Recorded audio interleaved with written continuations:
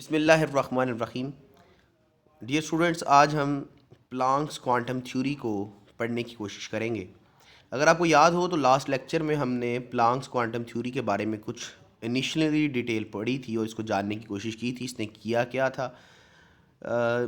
Rutherford के defect ठीक करते हुए प्लांक्स ने ये थ्योरी दी और ये प्लांक्स क्वांटम थ्योरी के नाम से जानी जाती है।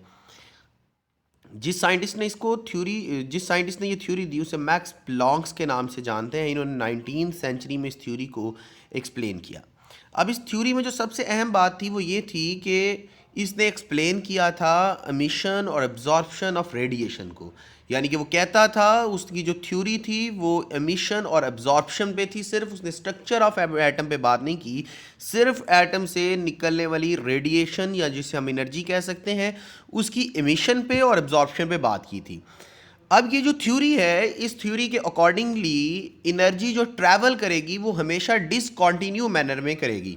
यानी कि कभी एनर्जी इमिट करेगी और कभी नहीं करेगी। ऐसा नहीं होगा कि किसी एटम से हर वक्त एनर्जी क्या करती रहे, इमिट करती रहे या रेडिएशन इमिट करती रहे, बल्कि इस तरह से होगा कि हर स्पेसिफिक टाइम के बाद या इन स्पेसिफिक टाइम के बाद डिसकॉन्टीन्यूसली, लगातार नहीं बल्कि वक्फे वक्फे के साथ एनर्जी बाहर निकलेगी। और वो जो एनर्जी बाहर निकलेगी वो स्मॉल पार्टिकल्स की सूरत में, जिसे हम क्वांटा बोलेंगे, टिनी पार्टिकल्स की सूरत में वहाँ से निकलेगी। अगर हम इस थ्योरी के मेन पास्चुरेट्स की बात करें तो सबसे पहला पास्चुरेट भी इसने यही बात कही थी कि एनर्जी जो है वो कभी भी इमिट या एब्जॉर्ब कॉन्टीन्यूसली नहीं हो सकती। किसी एटम से एनर्जी ऐसा नहीं हो सकता कि हर एटम हर वक्त एनर्जी इमिट करता रहे, या ऐसा भी नहीं हो सकता कि कोई एटम हर वक्त एनर्जी को एब्जॉर्ब करता रहे, बल्कि एनर्जी इमिट करेगी और एब्जॉर्ब भी करेगी, लेकिन डिसकॉन्टिन्यू मैनर में। यानी कि कभी करेगी कभी नहीं करेगी। और ये जो एनर्जी की इमिटेशन और एब्जॉर्प्शन होगी वो in the shape of packet होगी, पैकेट वेव की सूरत में होगी। अब अगर हम इसकी बात करें तो नेक्स्ट पास्चुरेट की अगर बात करें तो हम ये कह सकते हैं कि जो हमारी अमाउंट ऑफ एनर्जी है जिसे हम क्वांटा बोल रहे हैं वो डायरेक्टली प्रोपोर्शनल होगी किसके बेटा, फ्रीक्वेंसी के डायरेक्टली प्रोपोर्शनल होगी जो भी है हमें एनर्जी एमिट की जा रही है।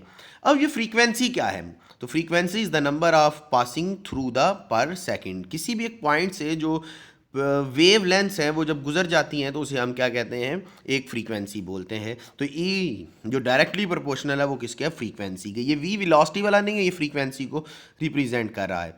और ये हम प्रोपोर्शनलिटी का साइन ख़त्म करने के लिए एच को यूज़ करेंगे। H is the Planck's constant और इसकी जो वैल्यू है वो 6.626 मल्टीप्लाई 10 की रेज़ पावर -34 जॉल पर सेकंड होगा।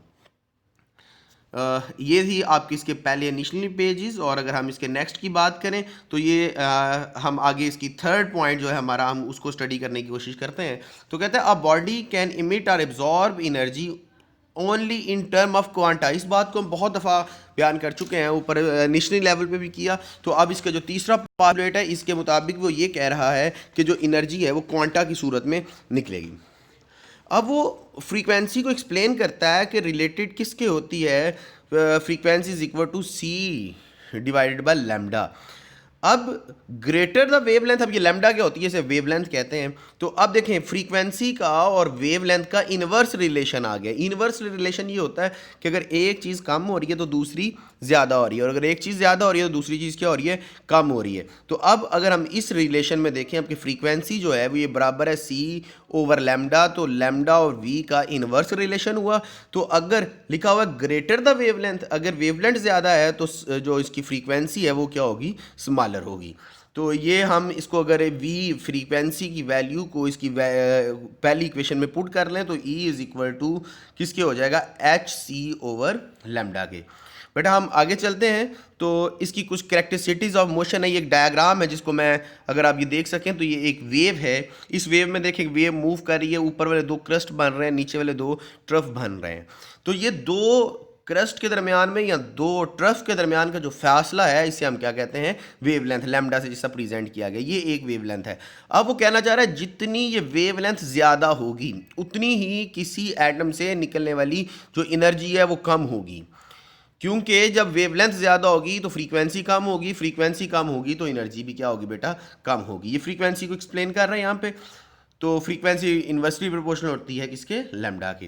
बेटा आगे आए तो वेवलेंथ को एक्सप्लेन कर रहा है कि द डिस्टेंस, जिसका मैं पहले ही बता चुका हूँ, दो क्रस्ट या ट्रफ के दरमियान में जो डिस्टेंस है उसे हम वेवलेंथ कहते हैं।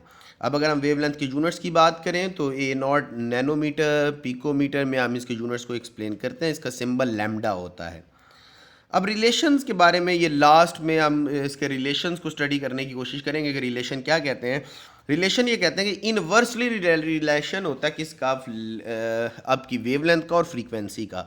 फ्रीक्वेंसी जो है वो वेवलेंथ के इनवर्सली प्रोपोर्शनल होती है। लास्ट में देखिए उसने बहुत अच्छी बात लिखी है, greater the wavelength associate with the proton के फोटोन सॉरी कि जितनी फोटोन की वेवलेंथ ज़्यादा होगी, स्मॉलर इट्स एनर्जी, उतनी ही इसकी एनर्जी क्या होती जाएगी, कम होती जाएगी। अच्छा बेटे आगे चलते हैं। तो ये बात मैं आपको दोबारा से वेव नंबर के हवाले से बात करेंगे कि ये वेव नंबर क्या होते हैं। ये दरअसल ये जो वेव नंबर और हम फ्रीक्वेंसीज डिस्कस कर रहे हैं, ये किसी सूरत भी उसका हिस्सा नहीं है प्लांक्स का। ये दरअसल उसकी एक्सप्लेनेशन है, जो जो टर्म्स उसने यूज़ की थी हम उसको साथ साथ क्या कर रहे हैं, एक्सप्लेन कर रहे हैं। वेव नंबर क्या है, नंबर ऑफ वेव पर unit length is called the wave number and its reciprocal to the length. यानी कि आपके वेव नंबर भी क्या होगा, इन्वर्सली प्रोपोर्शनल होता है किसके, वेव लेंथ के। इसके यूनिट्स क्या है, सेंटीमीटर, सेंटी पर मीटर और पर मीटर, ETC, इस तरह हम इसकी यूनिट लिख सकते हैं।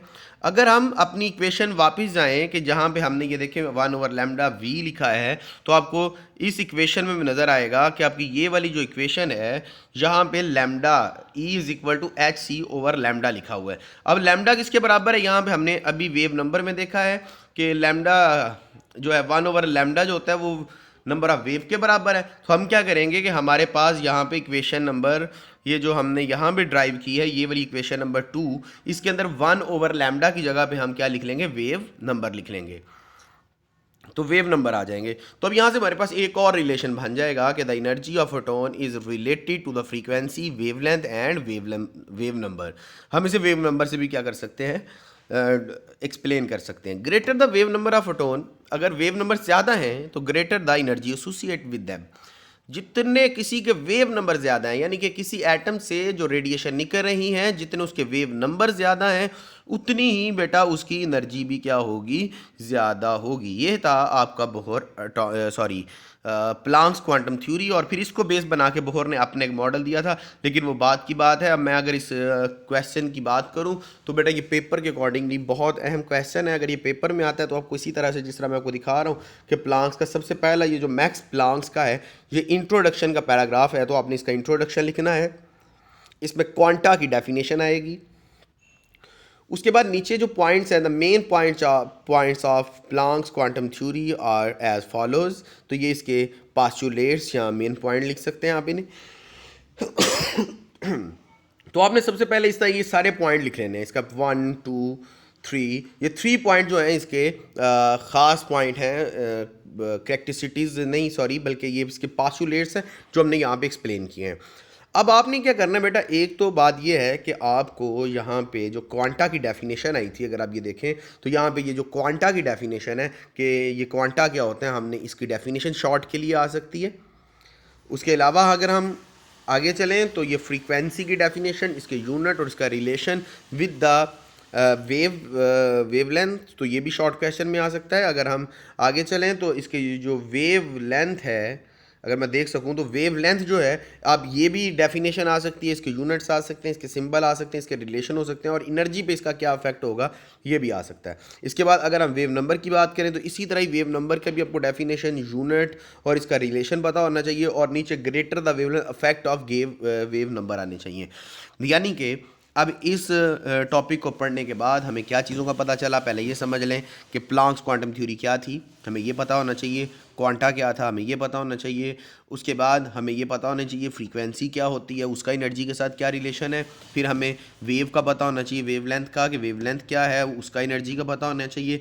फिर हमें वेव नंबर का पता होना चाहिए। अब बेटे ये जो मैं चीज़ें डिस्कस कर रहा था, अगर लॉन्ग क्वेश्चन आए तो बिल्कुल इसी तरह जिस तरह ये मैंने आपको स्लाइड्स में दिखाया है कि आपने जिस सीक्वेंस के साथ मैं आपको ये स्लाइड्स दे रहा हूँ, आपने इन्हीं सीक्वेंस के साथ से याद करके लॉन्ग क्वेश्चन के लिए लिख लेना है। और अगर कोई शॉर्ट क्वेश्चन आ जाए, जिस तरह मैं फ्रीक्वेंसी के बारे में पूछ लिया, दिया जाए what is do you know about the frequency and what is the relation of frequency with the radiation या एनर्जी, तो इसका नीचे आपको रिलेशन भी मिल जाएगा। इस तरह अगर वो वेवलेंथ के बारे में पूछ ले what is the wavelength and what is the relation of wavelength with the number, तो आपको ये नंबर का भी एनर्जी का भी पता होना चाहिए। इस तरह ये शॉर्ट क्वेश्चन और इनके फैक्ट सब आपको पता होना चाहिए। ये थे बेटे हमारी वेव प्लांक्स क्वांटम थ्योरी। अगर किसी को कोई बात मसला हो तो वो पूछ सकता है। वेरी थैंक यू, अल्लाह हाफिज़।